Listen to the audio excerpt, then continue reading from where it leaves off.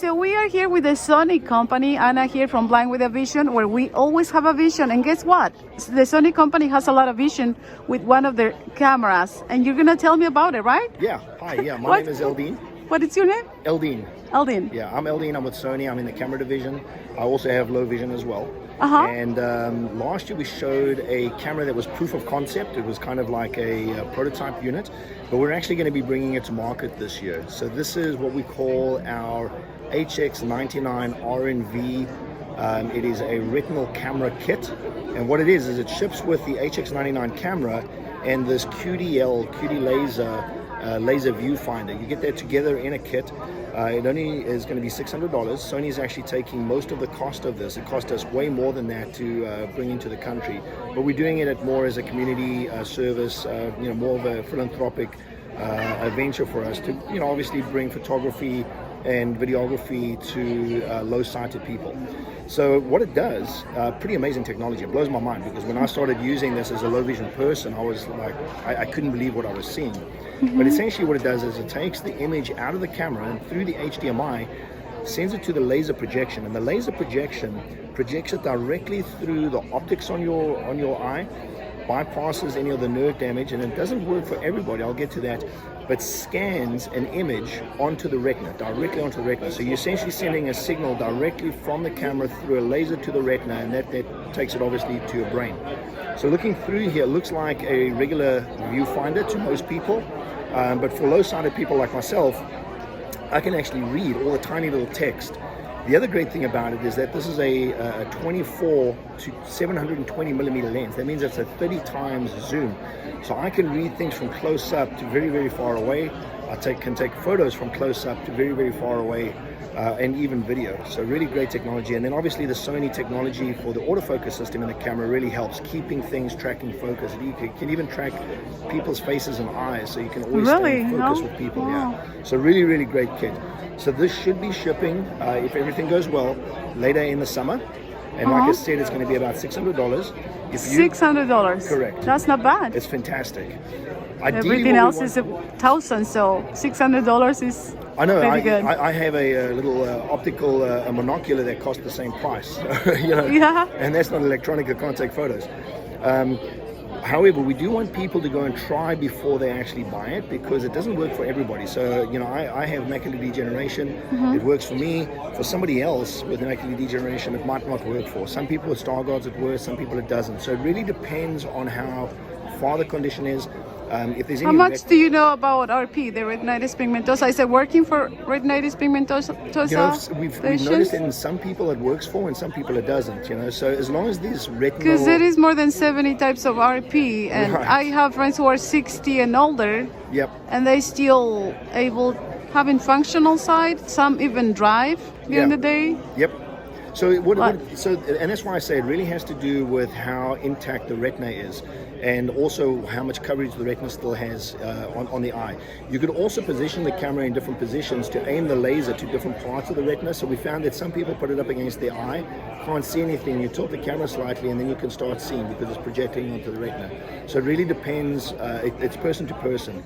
What we will be doing is we have a site in Los Angeles called our DMPC. So it's the Digital Media Production Center. We will be doing bookings where people can actually set up an appointment, go and try it.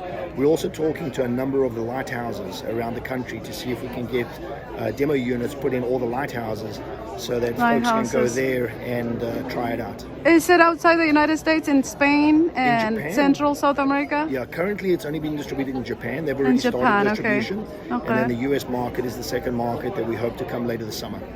Because my blind people from Central South America and Spain, they always complain. They go like, everything is in the United States or Japan or, unfortunately, UK. It's one of the biggest markets. But right? it's not, So it's going to be available on electronics.sony.com. The website is currently showing the product. So if you go to electronics.sony.com and you type in... Electronics. .sony.com. Electronics.sony.com. Right. Okay. And then there's a notify me button over there right now. So if you go and click on the notify me button, it will notify you when the product becomes available for shipping. Cool. But let me show the camera. Are you holding it? Yes, I am. Do you want to hold it? Yeah. Let me see. Oh, I thought it was bigger. It's a pretty good size. Yeah. It's for my low vision people. Let me see. portable. How would you describe this to someone that is not able to see?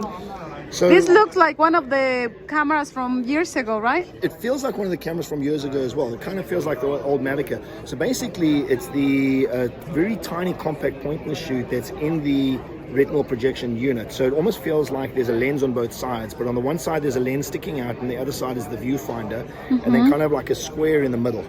And I'm gonna try it out. I doubt it works for me. Well, let's try it. You want me to try it.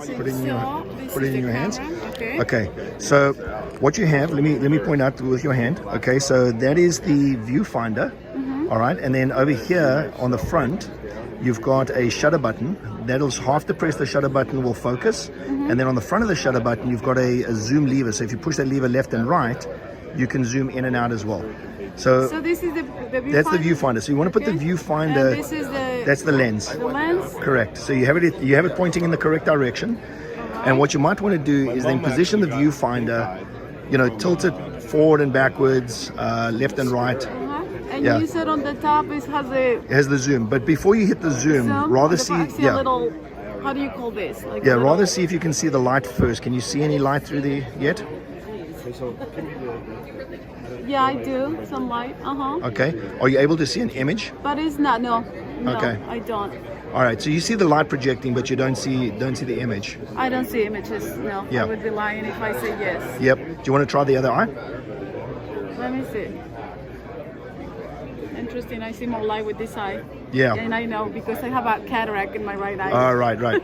So I see more light in this one. Right. So as you can see, some people it works for, some people it doesn't. We've had some people, step up and burst into tears because they can suddenly see something, and other people doesn't work. I see more light in my left eye.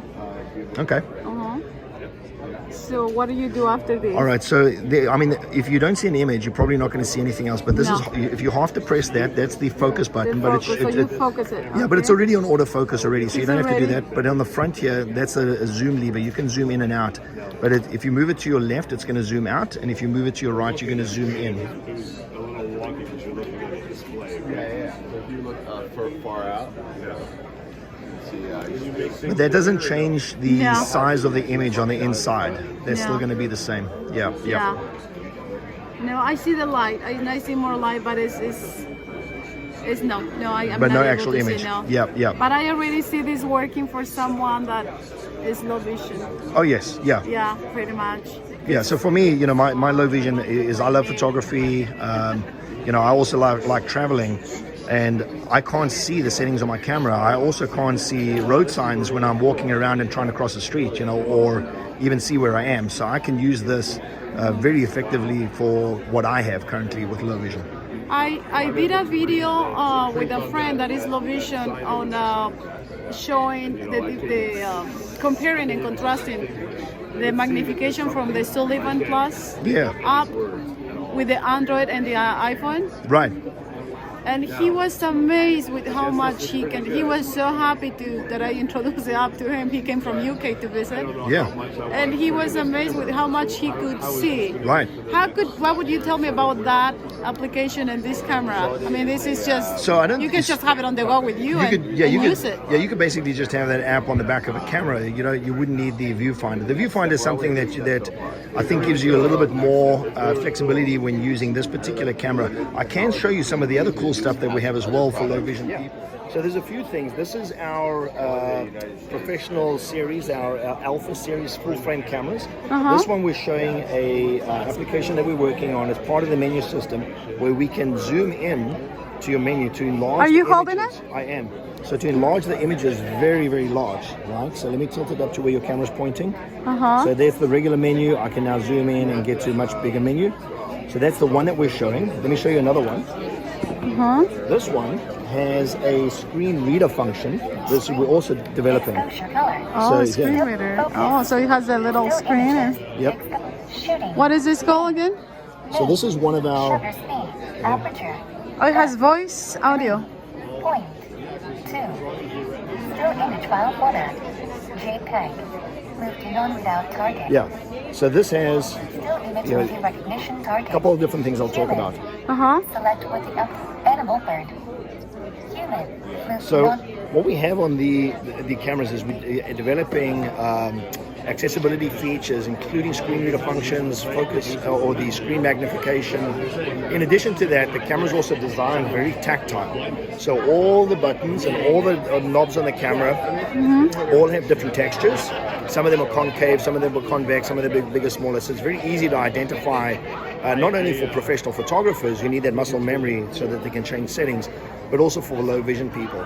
Every button and dial is also customizable. So, especially with people with mobility issues, you can customize buttons to suit the way that you operate. In addition to that, the autofocus system on the camera really gives you the confidence that you're going to be able to capture an image successfully. So not only just people with face and eye detection technology, but with animals and birds and trains and cars and planes, all different types of things that you want to take photos of. We allow you to do that very easily with our autofocus system. Wow. And how much is this one? They range from about $2,500, $2,000 actually for the new ones. Some of the previous generation ones we're still selling, Mark III and Mark II models you can get for as low as $1,500. But with the new technology, this screen reader functions haven't been put into market yet. This we still. Oh, so is this new? This is new. We have it on some of the cameras, however, that's not as fully baked as what we have right here. These are prototype firmware that we're showing over here that we're currently working on, so it should be coming pretty soon. But they start basically, I would say, from about $2,500 for an Alpha 7 Mark IV, going up to an Alpha 7R. R is a resolution camera, Mark V.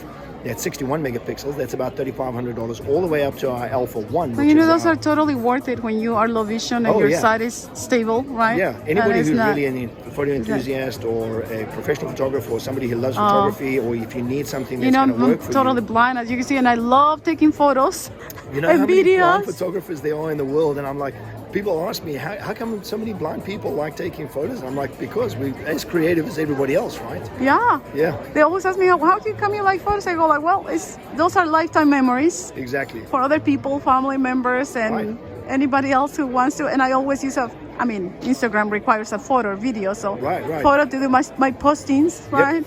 Yep, exactly. Yeah. Wow. And you can connect it to your phone and you can transfer it. Speaking of which, let me show you one more thing that we have. Okay. So, step this way. All right, so Sony also makes features on our smartphones, but one of the other things that we have on our smartphones that not only benefits cinematographers, but it benefits low vision people, and this is something I use all the time because it benefits me a lot. We have a thing called a external monitor application on the Xperia smartphones. What is it called? An external monitor application. External monitor application. So here, I'm attaching my phone to the top of my camera. And I'm plugging it in via either a USB or a HDMI cable with a dongle. And if I turn on the external monitor application, I now can use my phone as a viewfinder. So now I'm going from a 3-inch screen to a 6.5-inch 4K OLED display. I can even see my menu on here. What is it? So if you put your hand over here, this is the camera that you felt earlier, and on top I've got the monitor. The monitor, wow. Yeah, so that's my phone that I'm using as a monitor. Really? Yeah. That's so cool. So that's the same camera. That's the same camera. And so there's the camera, and then he attached the phone on top on a landscape mode. Exactly.